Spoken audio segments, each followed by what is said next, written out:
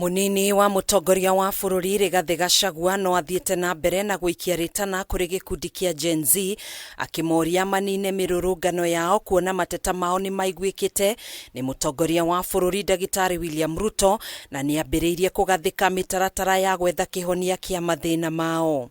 The young generation, Gen Z, as your father, my sons and daughters, we have heard you.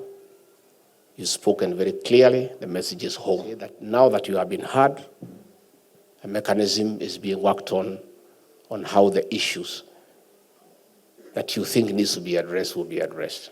GACHAGUA ni ugite kuri na EKINAI aria marehithania mirurungano-ini ya thayo ya mbeu njithi na kuoya mweke ucio gututhura ngahiha guthararia thayo guthukangia indo hamwe na uici wa indo cia muingi kundu gutiganite guku bururi-ini. What you started as peaceful protests, unfortunately, have been infiltrated and hijacked by criminals with criminal intent. My sons and daughters, listen to us as your parents. I think if you agree, we want to plead with you to call off the protests so that criminals do not hijack them and engage in criminal activities. Agikomithia ciiko ici GACHAGUA ningi ni oritie atongoria othe kuhorohia ndũgamano cia kiuteti na mahimbirie thayo na urumwe niguo gutwarithia bururi na mbere hatari mihinga. It's a good beginning. Let's tone down. Let us bring down temperatures. Let us all build our country.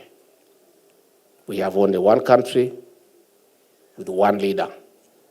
Let us embark on peaceful coexistence among people so that we enjoy the fruits of our labor. GACHAGUA ekwaragio hindi igongona ria mathiko makuhurukia mwari wa nyina uria mukuru Lea wa Ngari Muriuki itura-ini ria Mirera mwena wa Nanyuki kaunti-ini ya Laikipia kuria mugwetete ta mundu urerutiire guteithia andu na uracenjetie miturire ya aingi kuhitukira githomo. When my father and our mothers died, tuliwachiwa huyu mama